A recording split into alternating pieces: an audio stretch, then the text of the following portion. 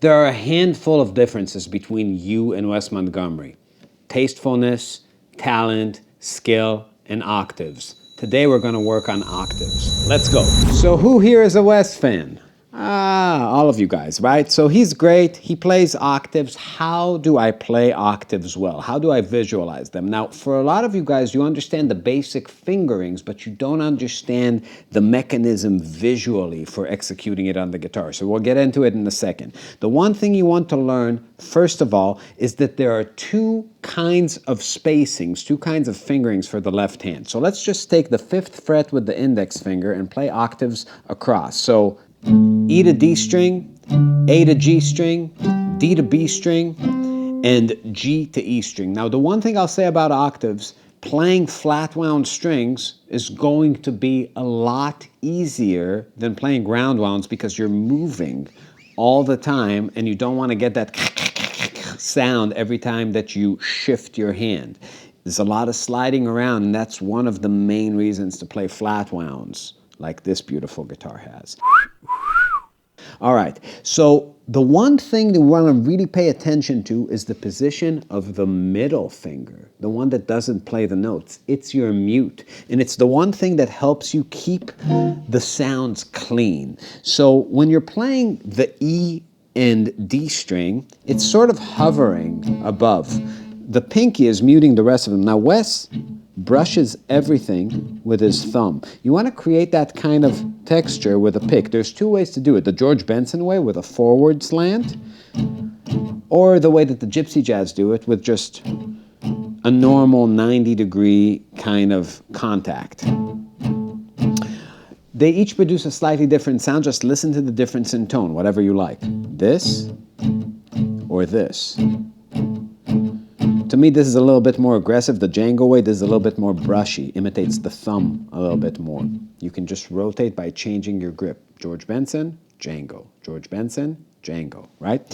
So let's take a look at the mechanics of the octave. So when I'm playing the low string, this finger hovers slightly above to not get in the way of the low E string. For every other set of string with the octave, this finger is the mute. It makes contact.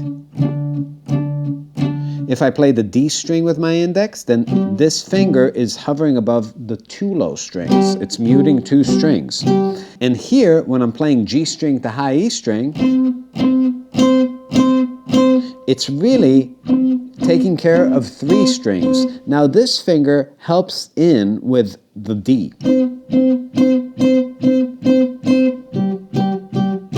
Right? So these two positions will have these fingers sort of resting on the guitar. Sometimes you'd see this lift up a little bit, but this one is always the mute. It's really in charge of keeping things clean. So what you want to do, and this is the bulk of the lesson, the big concept, is not allow your eyes to go to the top note in the octave. Meaning when I'm playing a line, let's say I'm thinking about D minor, and I'm playing a blues line, D minor pentatonic, a blues line. If I'm going... What I want to avoid is seeing that as something like... Because even when I play it like this, I sort of play it wrong. If I were to use those octave shapes, the pinky is only in charge of the E string, the B string, and then when I switch, it's the ring. That's really hard to keep track of. But let's look at what happens when I'm playing the index finger, the octave below.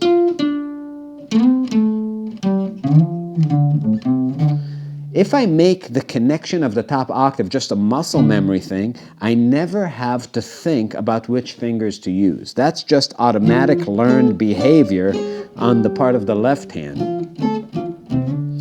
Now, the other advantage is that you never fret out.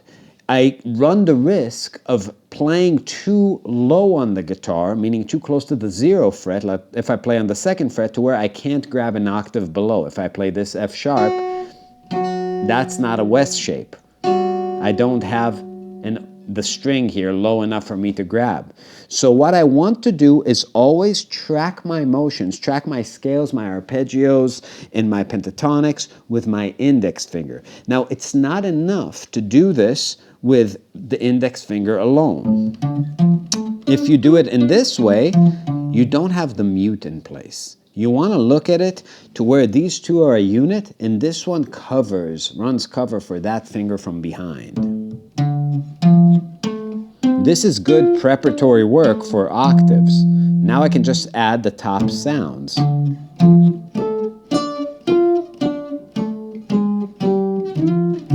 So the first thing you want to maybe get together is your blues scale vocabulary. How do I practice it? Well, take a key that you're comfortable with. Let's say A minor and play A minor pentatonic. I'm going to do it with my index finger. Here's box 1.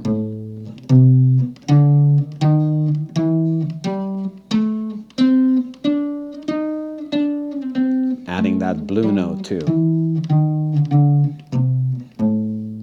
Like a bassist, right? I'm just using the bottom 4 strings. But when I add the octaves to it,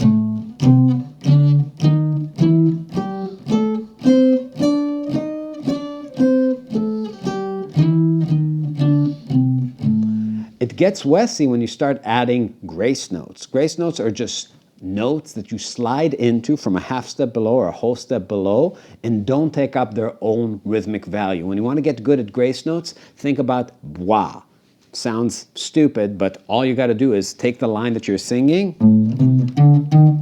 do do do do de, and then add bois de bois de bois, bois do bois do ba do bois do bois do do do do. It allows me to kind of do that slide into the note. Could be a half step, a whole step, a third, a major third, a fourth. It doesn't matter. It just changes the amount of b before the wa. Bois, bois, right? Or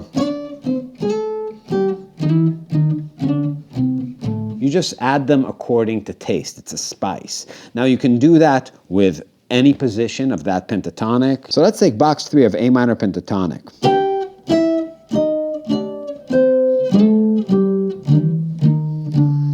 Going to spell box 4 with your pinky and ring. You see that? But I'm concentrating on this. I'm not looking at the top. I'm looking at the bottom, letting the top be automatic.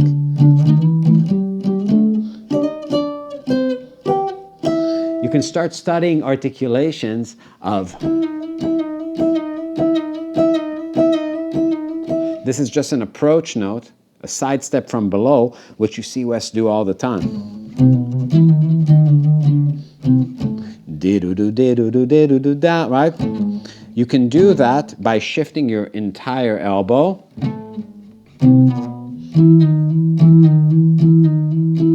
Or keeping your thumb in place and just shifting your wrist.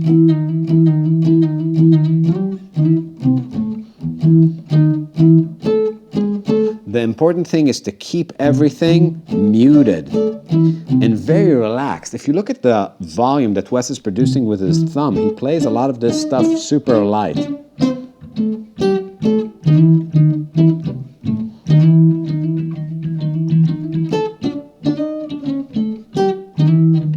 I find it a little bit more challenging to do it with a pick. I just don't play a lot with my thumb, so I just have to do it. So another thing you can do is practice arpeggios. Let's do a 2-5-1. Here's D minor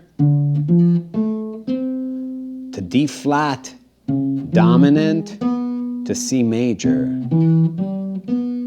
Now, I'm going to do that with my index finger.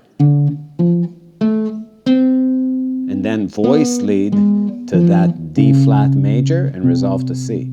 I'm going to turn that into octaves now. Now I'm going to add some articulation to it. That bois da da buia dwa da do do. Another thing you can do is just take a look at a whole mode like D Dorian.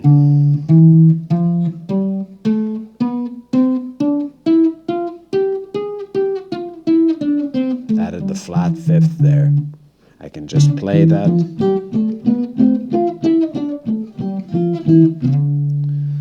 I can take that and make phrases from it. Now, the most key thing here is to imagine rhythms. Think and listen to Wes Montgomery, think about what he did in recordings. Like if you take do da dee do ba da da da dee do ba da da do, when he's playing lines, he's more in that like eighth note vocabulary. Do better da da da da do dig down do da da be do dig do get da. But when he's playing octaves, it's more like ba do do ka ka do ba do dee do da da. So like.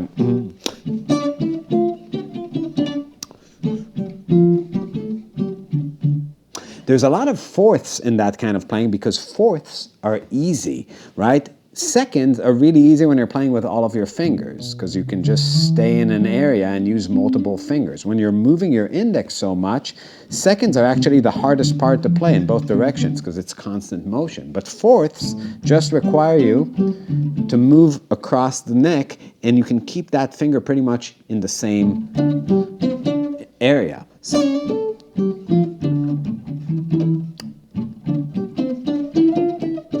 Right? But now I'm just visualizing it like a one-fingered bassist, right? The lowest of all creatures. But it's very helpful to this kind of phrasing. Cool. So let me play a few phrases over a simple swing groove.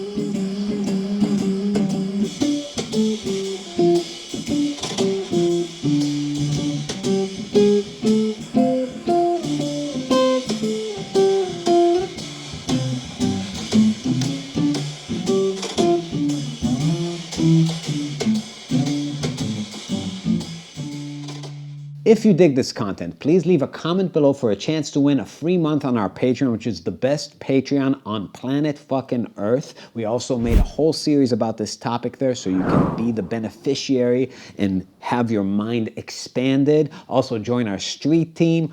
Also get some fucking merch, and we'll see you next time.